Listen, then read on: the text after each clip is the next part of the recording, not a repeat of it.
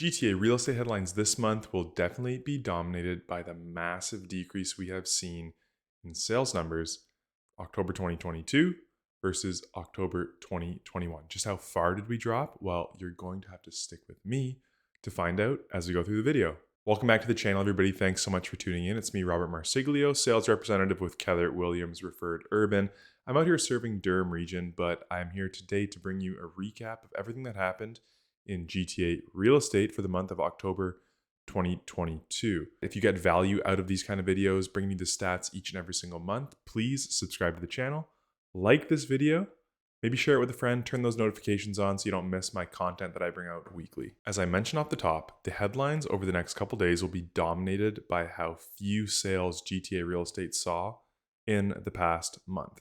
Sales is a great indicator of affordability and buyer sentiment, so let's just see how historically low these sales numbers were. Here's everything graphically going back to October 2021, and you can see here across the top we have each of the segments that we look at. So first off is our Toronto freehold market with 857 sales in October. The condos had 976 sales.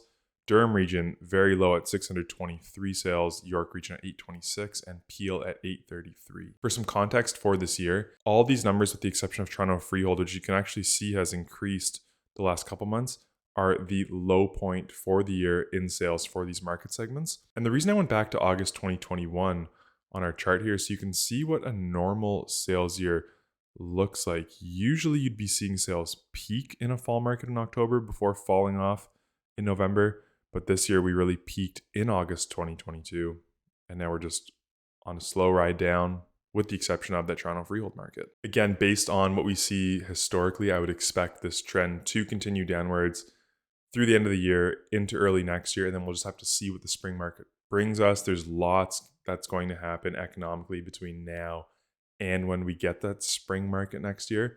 So like I said, we will wait and see, but my projection is slower sales in November, slower sales in December, probably bottoming out in December and January, just like we usually do. If you'd like a more in-depth talk about what is happening in the market or anything I go over in this video, don't hesitate to reach out. All my information is down in the description below. Sales totals are low, but what about median home prices across all these market segments? Toronto freehold market, 1.2 million for the median price. Toronto condos, 675,000.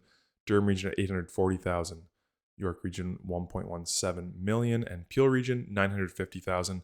This percentage below all these numbers is where we have come down from the peak. And as you'll notice on this chart, it's right around this time last year, October, November, that we saw this final run up to our February peak prices start. And that's why this chart that we've been monitoring will probably look a little different again next month. So the only market, once again, really holding year over year value from where we were last year was the Toronto condo market. Everybody else is down, anywhere from 5% in Peel region to just over 11% in the Toronto freehold market. If I was to try to pinpoint a time last year where I feel like prices have dropped back to, I'd say we're about the June 2021. Quick disclaimer with these prices as well. This is a broad market median price point. To get a really accurate reflection of what your home is worth, you're going to want to do a comparative market analysis to really drill into your specific home type in your specific neighborhood, just to find out what the value is and how much the value has changed over the last little bit. All this broad stuff is just rule of thumb. I want to pull this chart up quickly one more time just to kind of explain why I think we've seen a bit of this flattening out, and it has to do with this next chart. What this graph does is looks at expired and terminated listings as a percentage of new listings for 2021 versus 2022. And the reason I feel like we're seeing this flattening out is because you can see right across the board, the percentage of new listings that are expiring or being terminated has increased pretty dramatically. People aren't being forced to sell at lower numbers is what this is telling me. They have the option still to take their homes off of the market. If people didn't have the option to let their listings expire or to terminate, they needed to really sell, that median price point might be a little lower than what we are seeing today. Bottom line, I do still think there is some downside. The Fed in the States and the Bank of Canada both raised rates this past week. The Bank of Canada a little softer than what happened with the Fed, so we'll see what that means for the next rate announcement, which is December 7th. I think it's pretty safe to say we'll see hikes from both central banks once again. That's my quick wrap of the numbers for you for this month. Again, if you have any questions, please do not hesitate to reach out. All that info is down in the description below. If you stuck around this long, I thank you so much. Please think about subscribing, leaving a like on the video, maybe sharing it with a friend.